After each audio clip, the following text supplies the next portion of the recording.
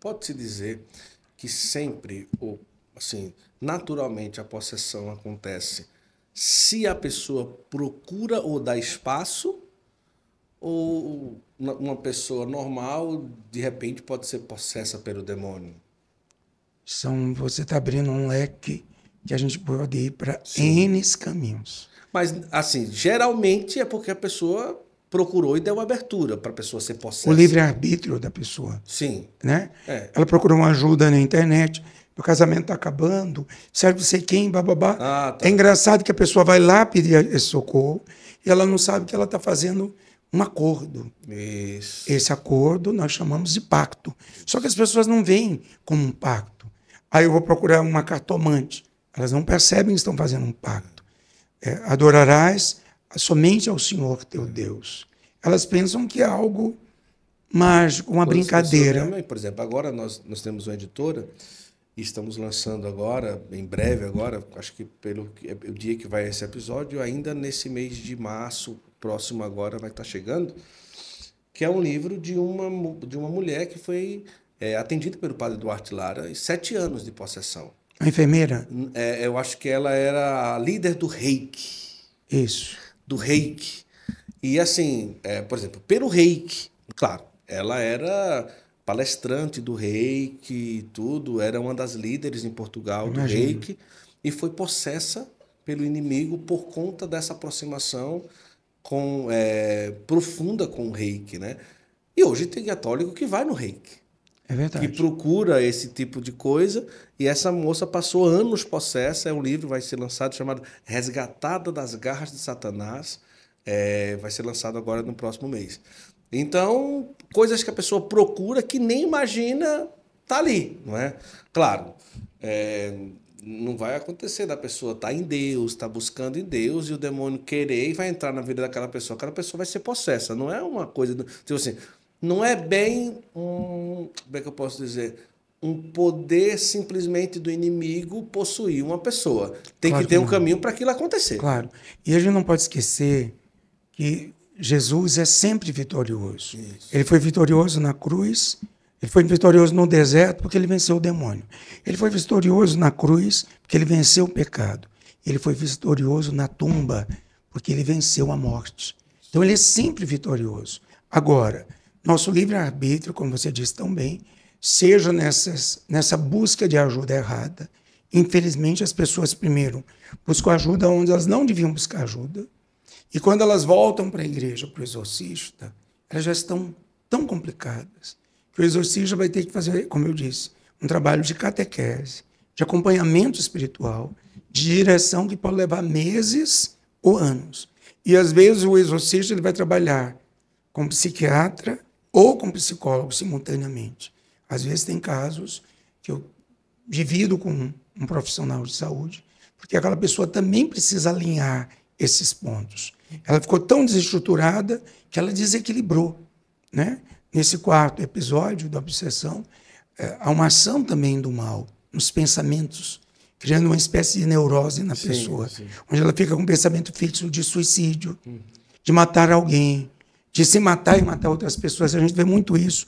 Alguém que matou alguém, depois se matou e deixa uma carta dizendo: eu escutava uma voz que dizia para eu fazer isso. Está muito além da esquizofrenia ou de alucinações, não é? Porque a psiquiatria vê as vozes como alucinações ou vê vultos como alucinação. Então, a pessoa diz: está vendo, está estudando alguma coisa, o psiquiatra já olha com um olhar assim, dizendo: então, está tendo alucinações. Mas o olhar do exorcista é fazer esse discernimento muito preciso à luz do Espírito, um insight. Os cientistas chamam insights, né? Um insight, hoje, palavra bonita, né? Mas para dizer o que a gente aprendeu em 2000 anos. O discernimento do Espírito. É verdade. Agora, diante das realidades que o senhor já atendeu, vamos falar não de possessão, mas de uma manifestação demoníaca. Às vezes a pessoa está ali, muda a voz, ou começa a gritar, ou a espernear, a cuspir, a morder ali, muda o semblante, muda, e a pessoa percebe que ali não é que a pessoa está possessa, mas ela está ali tendo uma manifestação ou alguma coisa parecida, não é? A maioria das vezes, as causas, elas estão atreladas ao quê? Da experiência que já tive, muitas vezes, por exemplo, falta de perdão. Um ponto muito que sempre era recorrente. Quando a pessoa voltava daquele momento de transe e que a pessoa rezava, às vezes numa palavra de ciência, numa palavra de sabedoria, dizia, olha, você precisa perdoar alguém, e dali a libertação já acontecia a partir daquele perdão ali naquele momento. Certeza. Né? E outras vezes, em alguns casos, né, além dessa questão de perdão, simplesmente a questão da inveja, não é? Isso. Ou tem muita inveja de alguém, ou alguém muita Tem inveja da pessoa e gera aquela coisa. Esses fatos, eles são recorrentes, assim, e se teriam outros que aparecem muito nesses casos, entre aspas, mais simples, que não é uma possessão, mas uma manifestação aí que gera um certo transe, uma certa coisa. Gente, vocês estão vendo que Guto é de libertação mesmo, né? Ele tem um conhecimento, ele vai bem profundo. É interessante o perdão. A igreja é muito sábia, né? A gente vai transitar a quaresma, e a quaresma é 40 dias a gente invocando o perdão. A gente invocando a força do nosso batismo.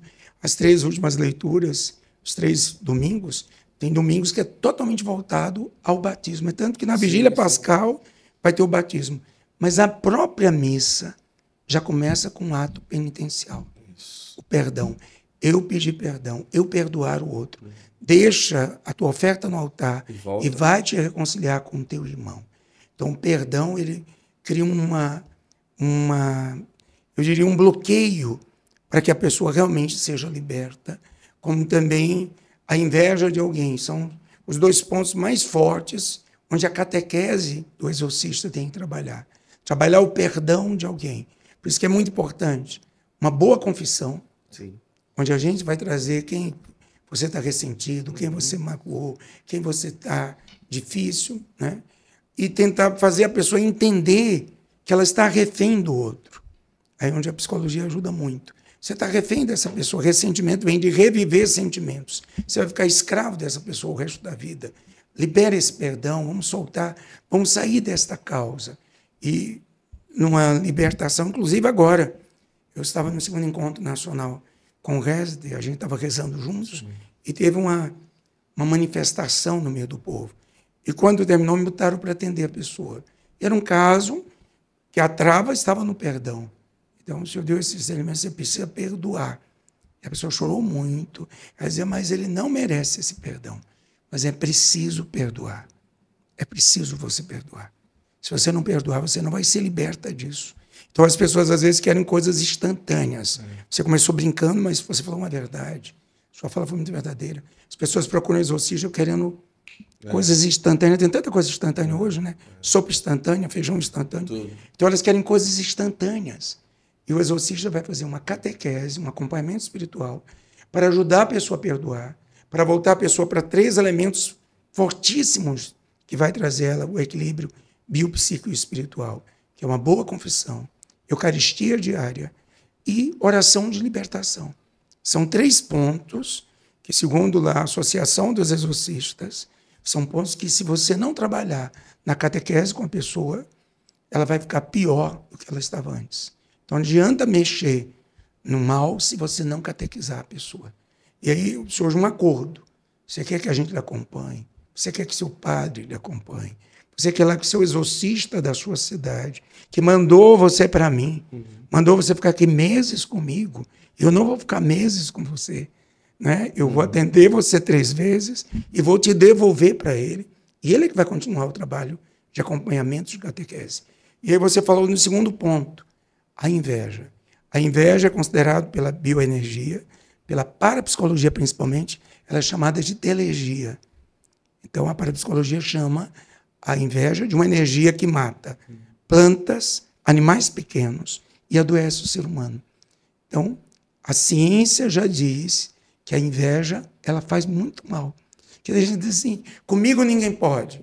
Pode botar a planta que for, que vai pegar assim. Se você está em pecado, Se você não está com intimidade com Deus, você abriu brecha para inveja. Pergunta que as pessoas me fazem, Guto. Padre Sandro, mas Deus não é injusto? Como é que ele está deixando que a pessoa faça um mal e esse mal me atinja? E às vezes, você sabe disso, basta a pessoa ter um coração muito mau. Basta ela ter muita raiva dentro de si.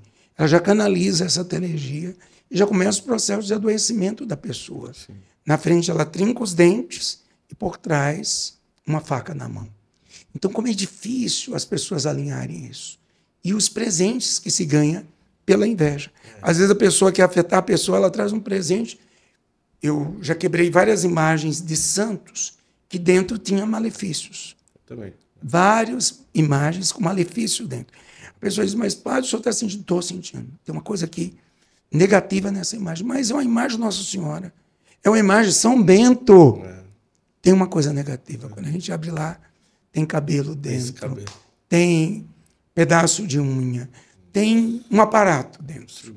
E aí a gente vai ter que tocar fogo, rezar, exorcizar aquele ambiente para cancelar essa negatividade.